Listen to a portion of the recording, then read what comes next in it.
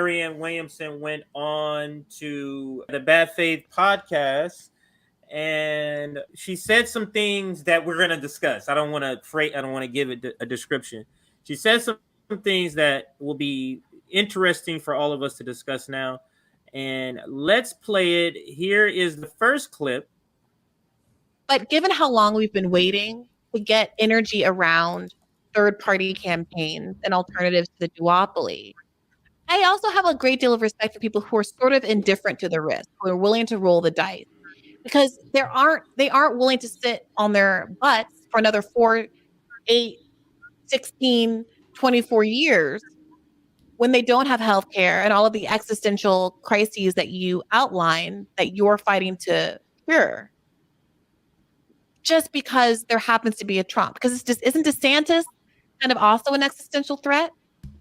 Worse. And he's a young man. Mm-hmm. I was very chagrined to realize how young he was and that he's fully in my dating pool. Yeah. He's dangerous. The whole point is that we don't even have to make that choice right now. Wait, say it like that? Isn't DeSantis in his 50s? Isn't she? No, I thought 40. He's younger. 30s. He's 44. I don't know how old Bree is, but he's 44. He's pretty young. Oh, then yeah, 44. Even if she's in her 30s, because you got to say 10 years. 10 years. Still, probably the gap. Bree, but yeah, that's weird. But anyway, let's. Yeah, why'd you say it like that, Bree? That's really weird. Ugh. Mayor Pete's page 1 of the day. No, because you have a candidate who represents the things that theoretically leftists say they want, who is running. So, and what happens if this leftist candidate, i.e. myself, does not win the nomination? Or unless maybe some other progressive is going to come in and also runs, whether it's me, whether it's some other progressive. Bobby Kennedy certainly is not a progressive.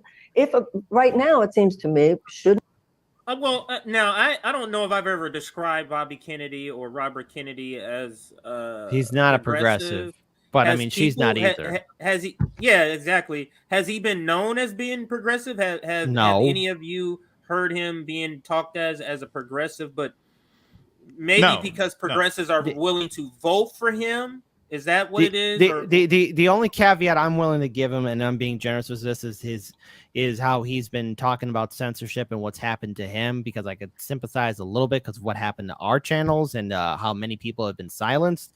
But that's as far as I'm willing to go, and that's as generous as I'm willing to go in regards to where he stands, where he's earned a little bit of my respect. But all in all, I would not identify RFK Jr. or anything he's done in the past as progressive or progressive adjacent, and that's about it. Just the censorship and just when he testified before Congress. That's about it. If there's anything else I'm missing, RFK was a Hillary Clinton surrogate. So then there you go. Then never mind. Then okay. I would say I'm gonna take myself on that. I would say he was a supporter. He was a supporter. So anyone who was a diehard Hillary person, I would definitely not consider progressive. No, he supported Hillary in 2008. Okay, which means not only is he to the right of Bernie, he's to the right of Obama, right? because he campaigned for Hillary in 2008 when she was running against Obama. Yeah. Okay, let's continue. Unless you feel just like listen, if people feel, no, I'm not going with it and I'm just going to support Cornel, that's their right. This is America. People should do what's in their own conscience. I would point out, though, that you can support at this point me and Cornel because I'm running as a Democrat and he's not. You can support me and Cornel. Remember that line, because when Bree infers that she means people should go out and vote for Cornel, she pushes back. Oh, no. I'm not saying to go out. No way. Yeah, so let's listen. By the way, while we're paused on this image, I just would like to add, this really does make me feel like the campaign is low on cash, because not only have they given up on getting a backdrop, but they've apparently invested in like the shittiest green screen technology ever. It's like fading in and out of the background. Yeah, it's pretty bad. Presidential candidate. So I think that reporting about how the campaign's kind of hard up for money is probably true. She needs to get that book released. Well, according to the Vanguard, the train is out of steam, and it needs more steam to move forward. Yeah. All right. Do you think that there's any hope within the Democratic Party? Then I think the conversation should focus on where we are now. There is a Democratic progressive running. And it takes us back to that erasure. We're talking theory when, to me, maybe because I am that candidate, I'm like, why? The conversation I would like to see focused on what we can do actually to replace the neoliberal as the Democratic nominee in 2004. Then you're going to have a really interesting campaign. Then let Cornel and me go at it. That'll be fun. Yeah, I mean, she wants the left to be so that what you described. This is what we talk about all the time. She is cultivating a dumb left. She wants to think it's possible that she's going to dethrone the sitting president, even though South Carolina's first. Like, South Carolina's first. He's going to get a massive victory. There's no debates, but she wants you to waste money, time, and resources to prop up her campaign, while at the same time we're going to do the impossible and get a third party ready to go. So this is what this is the contradiction I don't understand, because these people will say, do you guys know how hard it is to get a third party viable? To get a third party viable, it's impossible. It's impossible to do that. But if you guys are going to do it, divide your time and money and resources. How do you square those ideas? If getting a third party to work is so hard, as you guys claim, we need all our time and resources to go towards that third party, correct? Well, wait a minute. There's another thing too. Look, this is the same Marianne Williamson who it's been reported her campaign hasn't even gotten any ballots, into which when someone called her out on it, she said that's mythical. So wait, why the hell would I support both Dr. Cornel West and Marianne when Marianne Williamson isn't even fighting as much as Dr. West to get on the ballot? Not to mention he's with the third party, so it's impossible, very impossible for him to really secure as much because of all the things he has to go through. And if he's able to get as many states, great. Marianne Williamson's in the Democratic Party, and she hasn't gotten off her butt to even put her name on any ballots. Why would I waste time in supporting somebody like Marianne? She already shot herself. Why would anybody? Foot. Why would anyone? Why would anybody is the question. The plan to vote for you in the primary, and then should you not win, vote for Cornel. I mean, I'm not saying to do that, by the way. I'm just saying you have both. Yeah.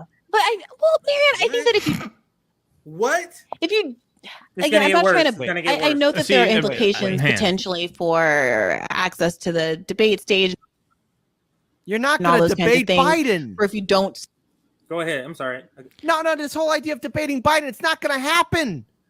I forget it's either Keaton or Russell who went on a tirade last post-duopoly show. The debate's not going to happen. We all know this. The debate's not going to happen, of course, and you could see Brianna getting frustrated. She keeps coming back to this. I don't really understand. She keeps like her approach here is also somewhat incoherent, and she does make some good points throughout this interview. Like she lands some good points against her. At the same time, the whole premise of the interview doesn't quite make sense. What are you wasting time with her for? You got Cornel West in the race. Marianne's in single digits. There's no debates. There's no primary. There's no nothing. So what? You bring Marianne on so she can bitch that AOC didn't endorse her instead of Biden? Why? So she'd be polling at 11% instead of 9%? I mean, it makes no sense. And what? Bree now seems frustrated that Marianne won't commit to endorsing Cornel in the general. Right. She's running as a Democrat. She opened the campaign on MSNBC saying to Jonathan Capehart, I am going to do everything I can to make sure the fascists don't take over the White House, meaning the GOP, at the end of the day.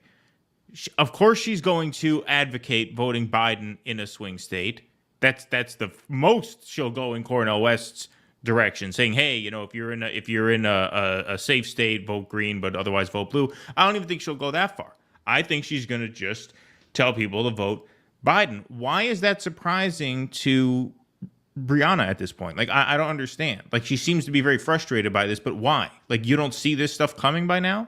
Also, I want to point out. Go ahead, Nick. I didn't mean to interrupt you. Okay. Well, look, this is just my analysis and even looking at this entire video so far. But just looking at Marianne Williamson's face, I see nothing but a dead eyes, no soul behind it. I mean, there's just this indifferent human being who's just there's an idea of Marianne Williamson, but she simply doesn't exist. You might shake her hand, but she's not all there. That I butchered that American Psycho quote, but that's what she looks like. She looks like an American Psycho. Maybe she's the green screen and the flag is talking. Yeah, maybe so.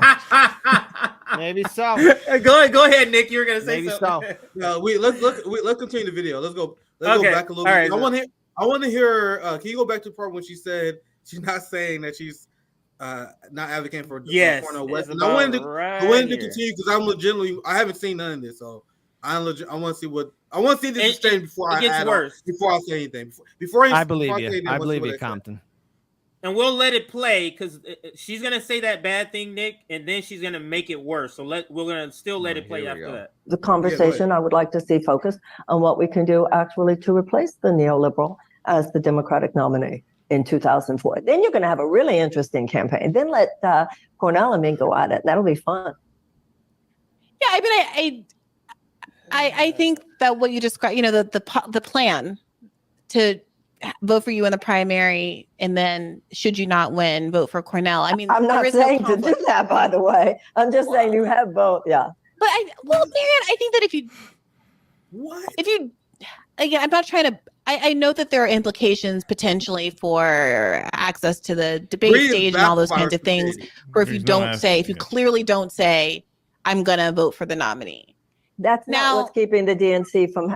The DNC's refusal to let us debate at this point has nothing to do with that. Right. Well, that's what I was going to say. So at this point, it's like, what is there to lose from saying she's a Democrat? That's what there is to lose. If I lose, I will be endorsing Cornel West. Like, I would vote for Cornel West. I don't know if I would. Right, because she's a Democrat. She doesn't know if she would. I'm going to wake my kids up. I can't scream like that. But she says, well, what do you have to lose by endorsing Cornel West? Or what do you have to lose by saying you'll endorse Cornel West if you lose the nomination? She's a Democrat. That's what she has to lose. She's running as a Democrat because she wants the Democrats to win. She's afraid if too many people vote for Cornel West, the Democrats won't win. That's why she's not going to tell people to vote for Cornel West. If she wanted a third party to win, she'd have run a third party herself. She's running as a Democrat. I don't understand. She's so much smarter than the four of us put together, and yet she can't understand this basic fucking idea. No, hold on. Wait. Keen, you're being way too generous in saying that she's smart. What she is, she got lucky and managed to get hooked up by the Oprah for her to be relevant, okay? No, I'm not talking about Marianne. I'm talking about Breonna Joy Gray. Brianna. Sorry. I confused you. Sorry, just a Marianne Williamson statement just really hurt my brain. So, so I had a brain fart. Apologies for that. Go ahead, Nick. I think you were going to... Let's continue. I want to hear what she says here because this is hilarious because she can't point. This has been fascinating to watch. I haven't seen this. But it's interesting to watch Bree realize we was right about Marianne Williamson. Right. We're watching Bree is baffled by her stupidity. Here. Like she literally left speechless for a split. She seems genuinely surprised that Marianne won't back Cornel as a plan B. Why would you be surprised by that? Why? I don't know if she's surprised by her not backing it. Maybe she is, but it's like. She is, maybe it's not surprised that we're seeing her be uncomfortable, understanding that when this hits the eyes and ears of people, her viewers, they're going to be like, oh, that's not good. Oh, that's not bad. It's almost like an admission, like, man, that's not going to land well in the interview, in this interview. But let's let it play some more. I'm going to let it play for like a minute because I'm telling you it gets worse. Right. Refusal to let us debate at this point has nothing to do with that. Right. Well, that's what I was going to say. So at this point, it's like, what is there to lose from saying, look, if I lose, I will be endorsing Cornel West. Like I would vote for Cornel West. I don't know if I would. Well, what causes that? I have the same right as what causes that ambivalence? Everybody should do what is in their conscience to do. Sorry, I don't want to stop it every 5 seconds. What's causing that ambivalence is she's a fucking Democrat. That's what's causing the ambivalence.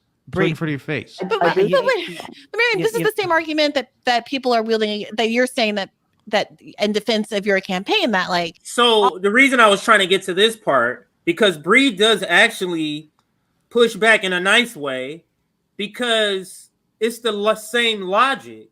She is begging people, what is your problem, Emma? what is your problem? You know, whoever is not voting for her progressive, I'm the most left in the race. Just based on that, if you believe in left policies, you should be voting. And Bree's like, wait. What do you mean you're not going to vote for Cornel West? Isn't it the same logic? You're saying if it's Cornel West and Joe Biden, they're the only two. Isn't Cornel West the left candidate? How is that not automatic? That's what Bree actually goes into. So let's let Bree do that, and then we'll comment. But wait, Marianne, this is the same argument that people are wielding, that you're saying that in defense of your campaign, that like on the facts of the matter, your policies are more aligned with the Bernie policies, more aligned with progressive policies. So folks should go ahead and vote for you if they are in fact a progressive. If it comes down to Cornel West and Joe Biden, isn't it plain that progressives should vote for Cornel West? It's plain if you look at it one way, and if you look at it another way, it's not. Oh my God! You're doing the both isms. It's like there are many, what many answer did you think you were going to get? I don't understand. Tomato, what I call answer tomato. you expecting? I got go back a little bit. I want to hear what she says. But this is Potato. What the fuck? What the hell? What's she doing? All right, I Nick. see one way, other side, the other side. Oh, there were heroes on both sides of World War II. No, wasn't. Yeah, that's what she does. Nick hasn't seen this, so let's let Nick is in shock. He is in shock. Let's let Nick hear this again. Their conscience to do. I do. Marianne, this is the same argument that people are wielding, that you're saying that in defense of your campaign, that like on the facts of the matter, your policies are more aligned with the Bernie policies, more aligned with progressive policies. So folks should go ahead and vote for you if they are in fact a progressive. If it comes down to Cornel West and Joe Biden, isn't it plain that progressives should vote for Cornel West? It's plain if you look at it one way, and if you look at it another way, it's not. Life is it's like there are many, many angles of that conversation, and they're difficult. Many angles. Going back to, I respect where every other person, she is so intellectually lazy. It's hilarious to me. Because remember when I asked her the question, why should people support her campaign? Why should working class people endorse her and raise money for her like we did Bernie? You remember what she told me? She said, well, if you feel that way, don't vote for me. Right. And then Exactly, and I won't. Bree is grilling her on why not supporting Dr. Cornel West if you guys are so close. She just said Dr. Cornel West supporters should support her. So Bree said, oh, if you believe that we should support you, why not support Dr. Cornel West? And she is so intellectually lazy. She just says, well, there's multiple ways of looking at it. There's a dumbass way of looking at it, like the way I look at it, and there's the way the smart people look at it. Like, I'm not about that smart thinking. I'm not about critical thinking. Well, what she's saying My way is, of looking at it is your way. She's not even trying, and she does this every single time. When it comes to Ukraine, when it comes to anyone questioning her and her strategy, there's your way of looking at it. There's my way of looking at it. Y'all know my dumb ass. Y'all know my dumb leftist. But well, come on, man. We all got different views and opinions. No, at a certain point, there's the right opinion and there is the wrong opinion.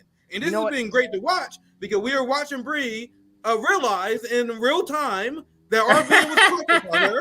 Because remember we told you, Bree, and you didn't believe us. You didn't believe it when we told you guys that Marianne Williamson is here to do one job only. That's to help get Joe Biden elected. They'll get a Democratic nominee elected. And then when we said that, the Vanguard Bree and many other Marianne Williamson supporters took offense because we said that. And now you're seeing in real time on your show that her goal is not to create a left movement. It's not to support Dr. Cornel West. The audacity of her. Dr. Cornel West should support me, and their supporters should support me, but we shouldn't support. Well, I don't have to support him. well, because what she's saying is, yeah, I mean, look, what she's just leaning back on the blue no matter who argument. That's what that is. She's saying it depends on which way you look at it. If you look at it from the standpoint of we just want to vote for the furthest left candidate no matter what, then you would vote for Cornel West. If you look at it the way she intends to look at it, we have to keep Donald Trump out of the White House. So when I lose the Democratic nomination, we have to vote for Joe Biden. That's the way Marianne sees it. And that's the way she's going to articulate it after she loses. She's not going to tell people to vote for Cornel West. I guarantee you that. I also put in par with how she's saying one side looks at the other side. Do you look at that multifaceted? I'll put that statement on par with what Jeff Duncan said on CNN about Trump supporters voting for Trump. It's like wetting your pants. It feels good for a while, But then Jeff Duncan said that on CNN. I saw that. It's like I'll put that on the same intellectual level of Marianne Williamson giving this answer to Brianna Joy Gray. Marianne Williamson is not the great Bernie Sanders 2.0. Hey Kyle, hey Crystal, hey Vanguard, here's your old dog. You might want to put her back in the kettle. And this is the question that we raised in the beginning. Now I hope Bria is starting to understand. Even if you disagree with our strategy, agree with electing a new left leader, why her? Like, she's like one of the worst people you could pick. And Bria was dumbfounded, was astounded at her stupidity and her frankness at not caring about intellectual consistency. So my question to the Vanguard and many other Marianne Williamson supporters, why would you even choose her? Like, my thing is, and I said this on the show many times, especially after the Bernie Sanders disappointment, the idea and concept of me doing that again is so absurd. Like, can you guys imagine the kind of candidate it would take for me to be? You had to be so correct. You had to be better than Rome. You had to be better than all those. You got to be someone that is such a dynamic leader. I'm like, holy shit, he has a chance. They like, we don't care if Marianne Williamson is a Bernie downgrade. Let's just throw money in the toilet again. Why would you even want this person who don't even fundamentally believe in the third party to be the leader of your third party movement? Like, can we stop? Selling for mediocrity among leadership on the left. There should be no tolerance towards mediocrity when we build a movement. Anyway, let's continue. Oh, CJ, you got unmute. That. I respect where every person lands on that. I remember I was living in Michigan in 2000. If Michigan hadn't been Michigan, I would have voted for Ralph Nader. But because Michigan was Michigan, I voted for Gore. And if it had been a state where it didn't matter, I would have voted for Ralph Nader. Every person has to make their own decision. Everybody has to make their own decision about how to help the Democrat win. What I am saying people should do theoretically who are leftists is to recognize that there is a leftist campaign here. No, in the Democratic Party. In the Democratic Party, what you would consider a leftist campaign in the Democratic Party. There's also a more genuine leftist campaign outside of the Democratic Party, right? So once again, to show how unserious they are. On one end, building a third party movement is so hard it's damn near impossible, right? It's such a monumental task building a third party. But on the other hand, they suggest that we should divide our votes based on what states is safe or not. Right. How the fuck are we getting to 5% if we are literally throwing votes away based on what votes you are? You should vote third party, especially if you're in a swing state. Right, damn. Of course. Well, of course. Also, the other thing is, by this logic, you'll never get to 5% because a lot of the swing states are the biggest population states, not the three biggest, New York, California, Texas. Those are both, two of them are solidly blue, one is solidly red. But you get to states like Pennsylvania, Michigan, Florida, even North Carolina now, Virginia. Those are fairly high population states. So if we just take Green Party votes off the board there, then you're right. You'll never get to 5%.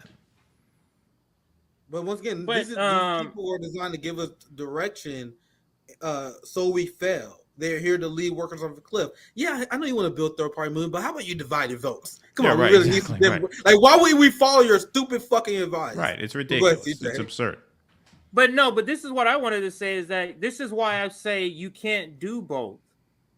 Yeah. You cannot do both because of what the points that you're making here. But let's continue with the second clip, and this might be the last one, depending on how long it takes for this one. But this one we have to get through. It's a lot of good information. Let's listen.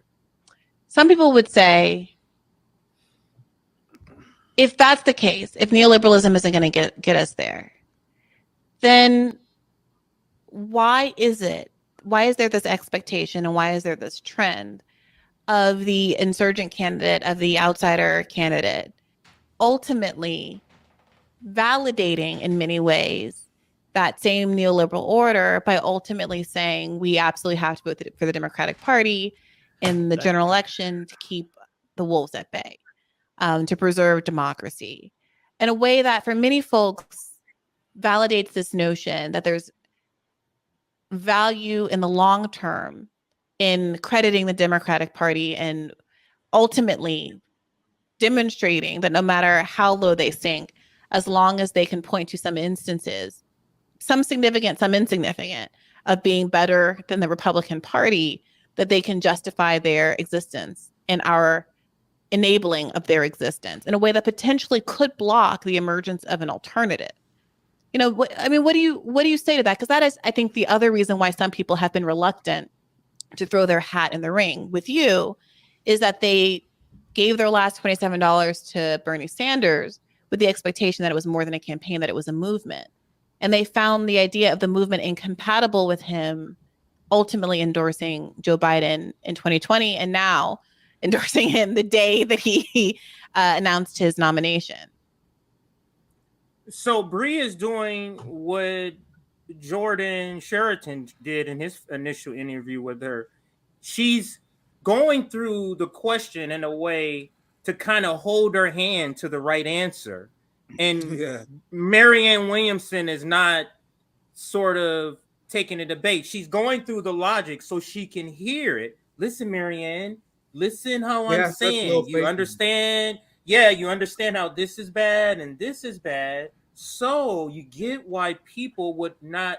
She's slow walking her to the question of, are you going to endorse Joe Biden or not?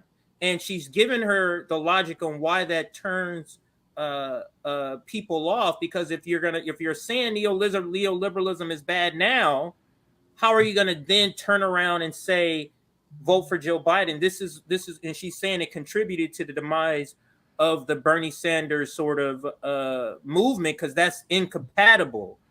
What we're doing as a movement is a lot of what we're trying to attack is things that neoliberalism is doing. You can't now turn around and endorse them. And even still, she does not take the bait. Any comments before I get back to the video? If anybody wanted to chime in before I get back to it. This is like getting your teeth pulled. Honestly, this is how bad this entire interview is, and it's by far. I think at this point, maybe Bree should just threw in the towel and said, "All right, there's no point of talking to somebody this dense," because Marianne Williamson doesn't give a damn. This is just one thing I have to say. She has a lot of patience. Bree has a lot of patience. Incredible patience, but that's as far, at this point, like, you realize that the person you're interviewing is not thought-provoking. They don't give a damn. They're not the Bernie Sanders 2.0. And by the way, the whole idea of Bernie Sanders, he's a man who caught lightning in a bottle and let it go because he was afraid. The man was afraid, and if he wasn't afraid, then somebody either threatened him or he never believed in a goddamn thing he was ever saying. So I don't know. Your choice on that one. Here we go. Well, I'm not saying that. And I don't think that I haven't heard Bobby say that either. All I'm saying is that I'm running as a Democrat. I haven't said anything else. About whether or not you'll endorse the ultimate nominee. Listen, third-party voices have been extremely important in this country. Abolition came from the Abolitionist Party. Women's suffrage came from the Women's Party. Social Security came from the Socialist Party. All I'm saying is what feels true to my heart today. So I haven't said that. I mean, I do realize that there are many things, even now, that I'd certainly appreciate Biden over Trump. But on the other hand, that other argument is not one that I'm arguing against. It's a real conundrum, and everybody has to answer it for themselves. Look, I know that you've said, this is what candidates say. Like, if we're going to talk turkey. And RFK Jr. has said this, and, Trump has said a version of this, which is, when asked, are you going to vote for the eventual nominee, your party's nominee? Well, it depends on how they'll treat me. It depends on if it was fair. It depends on if primary, those kinds of. Well, RFK did say that he's not going to endorse Joe Biden. He actually did say that in the interview before. And we're not hearing Marianne Williamson being as defended before. Whether RFK is telling the truth or not, he did richly say, like, no, I'm not saying I'm endorsing Joe Biden. Anyway, let's continue. Cool. I didn't know that, but that's good to know. All right. Things. Mm-hmm. And for some reason, the reality is that when Trump has said it, it has been taken as, oh, he's not going to endorse the ultimate nominee, either because of his temperament, because of 1/6, election nihilism, whatever. People presume that when he's vague on answering that question, he's wink, wink, nod, nodding, saying, I'm not going to endorse. When RFK Jr. says that, there seems to be an openness to the idea that he might not endorse. I don't think that that's necessarily borne out by his history as someone who once campaigned with Hillary Clinton. But people for whatever reason are hopeful and credulous that he won't ultimately endorse Joe Biden if Joe Biden wins the primary. When it comes to you, and when you give that kind of a response to that question, people tend to read it as, no, absolutely, she's going to vote for Joe Biden. And I think, why is that? I'll ask the panel. Why is that? If what Bree says is true, I don't believe her assessment is accurate. I don't believe that they all kind of said the same thing, and people are choosing to believe Trump and they're choosing to disbelieve Marianne. Marianne Williamson has been on multiple corporate news cable outlets and has answered the question, what are you going to do when it gets down to the general election? Are you going to endorse a candidate? And she answers the question in affirmative. So this, to me, this is devoid of a historical event that happened, that she actually has said this. Kyle Kalinske and Crystal Ball asked them this same show, but they asked it in a way as if it was a foregone conclusion. They didn't go, are you going to do it? They said, are you going to be like Bernie Sanders and when it's time to endorse him, are you just going to do it for nothing? She was like, no, I'm going to get something out of it. Do we not remember this interview, Marianne Williamson? Mm-hmm. Go ahead, Keaton, or I can't see whoever was chiming in. Anybody Keaton, want to chime in? Yeah, no, I mean, look, that's it. There was some chirping about, a dirty break at the very beginning. And it's funny because a lot of the people who were trying their hardest to sell us on Marianne in the beginning were doing so under the premise that she was maybe going to do a dirty break, right? Or maybe she was going to run into, not endorse Joe Biden, but actually run against him on a third-party ticket somewhere. That was obviously never going to happen. And I think, throughout this interview, you see Brianna sort of try to guide her in a direction of leaving that door open, of maybe, endorsing Cornel over Biden or something like that. And she seemed genuinely surprised when she would not make that commitment. I have no idea why. Again, I can't help but look back in the 2020 conversation that Crystal Ball had when she was still on Rising, that she had with Marianne Williamson. Marianne Williamson was all on board for supporting Biden. So she's never changed. This whole idea of somehow Marianne Williamson was going to be this outsider. No, she gave away the secret sauce in 2020 on how she was going to support in the general election. She wasn't going to support a third-party candidate. She wasn't going to bring anything new. She wasn't even going to call out the DNC fraud that happened in the 2020 primaries. So, in other words, what we're seeing here is the same Marianne from 2020. Nothing changed in those 4 years. And if you're trying to sell me on the fact that, she's going to be different, no, she never was. This is so Brianna, what did you expect? Did you not see that interview that Crystal Ball did with Marianne Williamson? Did you not witness that? Because, again, her entire behavior and even how she was acting towards you, Nick, and even Sabby during that interview you guys had with her, she's stuck in her ways. She's a Democrat. And why? Because she's a guru to all the Hollywood people, to all the rich elite, and they're all Democrats and liberals. So she's not going to ruin her bread and butter by voting third party or supporting third party. She at the end of the day, she just wants more money for her fantastic book, which is why she's not on any ballots. Yeah. All right. Let's finish out this clip, and then we can move on to the next segment here. Part of the reason why is because, that is what happened in 2020. I endorsed Bernie. Hold on a second. I endorsed Bernie. No, I did not drop out of the race and endorse Biden. I dropped out of the race and endorsed Bernie. And then later, when everybody said, what are you going to do once it was all at that point? I said, I'm going to vote for Biden. But when I dropped out of the race, I endorsed Bernie. And I would challenge a little. There is a lot of that when it comes to me. Oh, she really thinks all kinds of things with me. People are kidding. People have this projection onto me. I think that's a really good point about you first voting for Bernie in a way that nobody endorsed. I mean, that's basically what it is. She's just complaining. People don't like her more. They're not more charitable to her. This idea, I endorsed Bernie when I dropped out. Yeah, but then you endorsed Biden. Look, the point is, where do you end up? That's the point. And so this whole beef she has with the squad now, because they picked Biden over her. It's like, what is she actually upset about them for? Like, why is she actually upset with them? She's upset that they didn't lend their name to boost her campaign.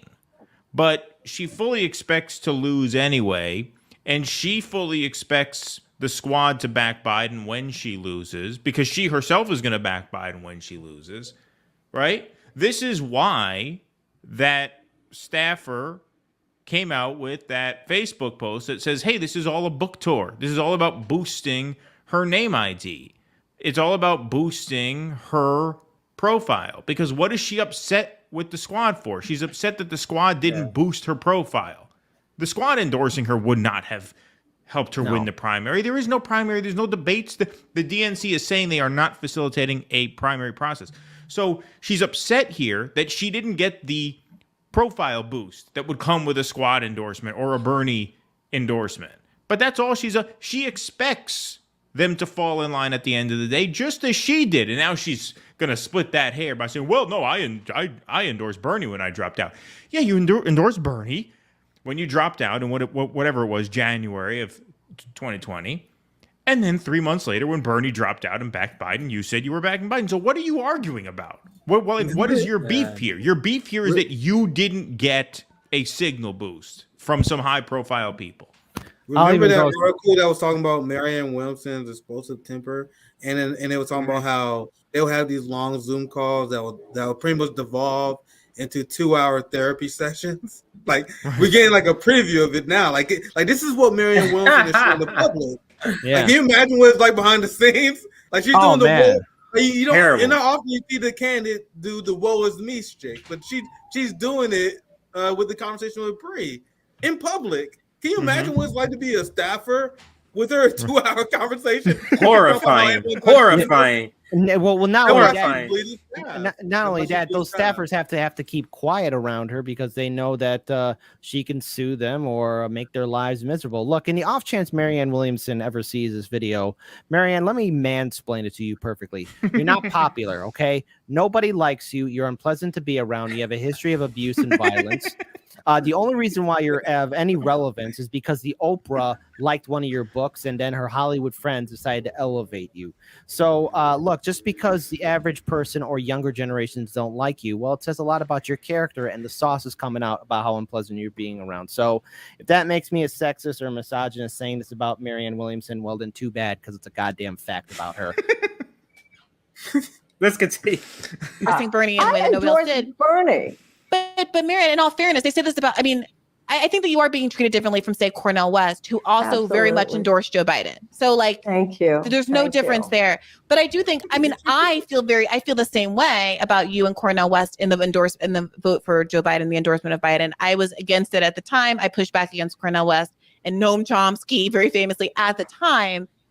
However, I think the difference now is, in all fairness, that something has changed Cornel West's mind, evidently, where now he is, in fact, very publicly, very openly not going to do that because he's going to still be in the race, right? He is running as a third party. So that kind of cuts in his favor in terms of the credibility argument of, are you ultimately going to sheep herd me in the Democratic Party? So what do you think she says about this? It's a rhetorical question, because your own friend, the one that was at a wedding you officiated, your friend is bringing up the point, well, both of you did that in 2020, but something went on with Dr. Cornel West, because he's absolutely not doing that for the next election. And that gives him credibility that he's not going to sheep herd people to the Democratic Party, or more credibility than you, Marianne Williamson. That's pretty devastating to come from Bree, in my opinion. Let's listen to her answer. What do you say to that? What I say to that is, I'm spending blood, sweat, tears, and everything I own on a material level to challenge Joe Biden. And so people who aren't doing more than tweeting are telling me you're not challenging Joe Biden enough. I think I'm doing everything possible to challenge Joe Biden. So if my blood, sweat, and tears isn't enough for people now, and they're saying, yes, but she'll ultimately vote for Biden, how about my beating Biden? You see how she doesn't answer the question? You see how she doesn't answer the question on purpose? She doesn't answer the question. So how is Marianne Williamson challenging Biden like she claims when she agreed with Joe Biden's biggest foreign policy decisions like Ukraine? That you agree with Joe Biden on some of the biggest issues. You're not challenging him. That's why they're not afraid of you like they're afraid of RFK and Dr. Cornel West. That's hilarious scope for Marianne there. Yeah, and they're not even that afraid of RFK. Now, look, the last time what she's talking about was even tried in a semi-serious way was when Ted Kennedy primaried Jimmy Carter in 1980. And even that was considered this really flukish thing. Kennedy won a handful of states. I think he won like 30% of the vote, but it was not close. Even then, it was not close. That was 50 years ago. What she's talking about doing is something that does not happen. It does not happen. You don't primary out a sitting president. It's not possible, especially this incarnation of the Democratic Party, which is especially hostile to the democratic process within its own organization. Mm-hmm. So this idea, well, what if I beat Biden? You're not beating Biden. Nobody ever believed you were beating Biden. And if you were that narcissistic to think that you had a chance, then you need an actual therapist, not a, Harvard lawyer therapist, right? I mean, Brianna Joy Gray is smart. She's not qualified to give you the kind of help that you need if you actually thought that you had a chance to win this thing. And so the question was always from the beginning, what are you doing with your campaign that will survive its inevitable defeat? How is your campaign a movement that people can invest in past Super Tuesday when you inevitably go down? And she never bothered coming up with a coherent answer for that. That's part of why she has no support. The other part of why she has almost no support is that her platform isn't very good because it ignores the most important issue of the day, which is Russia-Ukraine. On that issue, she's identical to Joe Biden. And so what's the point? She talks about blood, sweat, and tears. I think Axel Strife Zero said it best. The blood of her staffers, the sweat of the donors, and the tears of her rage being psycho. That's the best way to swiping left on Marianne tonight. Well, I mean, I don't respect her. I don't respect her, okay? Anybody that's running a Democratic Party, look, I understand why you want to think you could form, but you can't. The game is rigged from the start, my lovelies. Yeah, you can't switch the system around. It is rigged against you, okay? Marianne doesn't have a chance. RFK Jr. doesn't have a chance. If Dr. Cornel West was running in a Democratic primary, and I would say this right now, even he wouldn't have a chance because the game is rigged. So Marianne, you're crying because people don't like you. Too bad. Guess what? Sometimes people just don't like you. Maybe that says a lot about your character, okay? Nobody likes you, okay? Nobody likes you. But you're doing great on TikTok. But after seeing what's there on TikTok, I mean, you come off as like a Harvard big brain genius there. I've seen what's on TikTok, and it ain't all that great. No, that's where the Sissons are big over on TikTok.